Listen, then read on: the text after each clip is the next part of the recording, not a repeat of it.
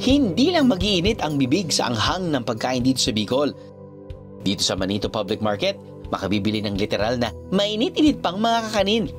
Katulad na lang nitong balot na balot sa dahon ng saging na binutong at puto bukayo. Kasama raw ang mga ito sa listahan ng mga paboritong almusal o merienda ng mga Bicolano. At balita ko, paborito raw ng mga parokyano ang luto ni Nanay Lorna. Oh, ito po yun. Magkano po isa?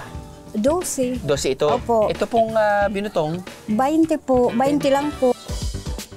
Ginagawa ni Nanay Lorna ang kanyang binutong gamit ang bagong pigang gata ng nyog. Saka hahaluan ng konting asin.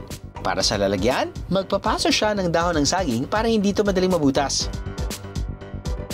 Alagay po tayo, sir, ng isang tasang bigas. Ganyan.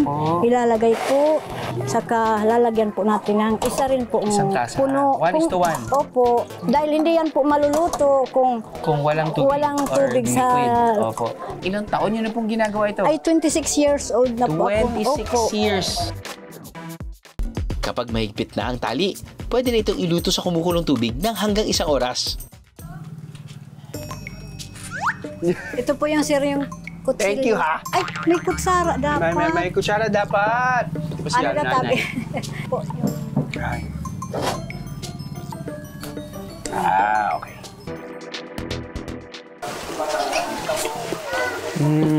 Yep. Para siyang mas malambot, mas maalat na suman. Yun.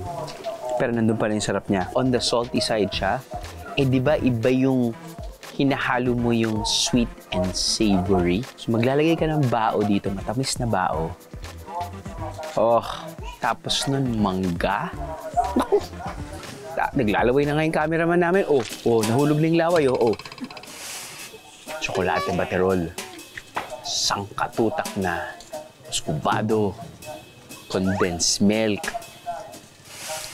Caramel. Maple syrup. Tanggal ang kuko, tanggal ang paa. But it's all worth it. Ang susunod kong lalantakan, puto bukayo. Oh man. Mainit-init pa bagong luto, hindi nga natulog po sila. Di ba rin talaga kapag bagong luto, pati yung texture ng, yung malambot.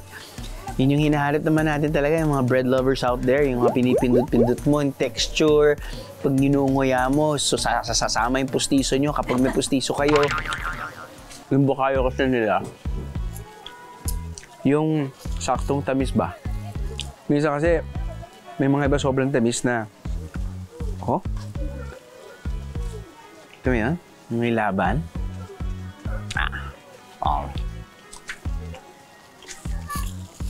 Nakakap. 12 pesos, nakakabusog to. Buhin ko to. Busog ka na. Paano?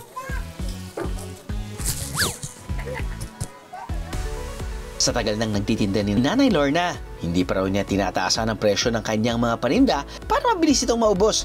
Dahil dito, napag-aral niya ang 12 anak. Pangako ko po, ma'am, sa sarili ko habang may lakas pa ako para makagawa pa ako. Sige lang po kasi marami pa ang pangangailangan.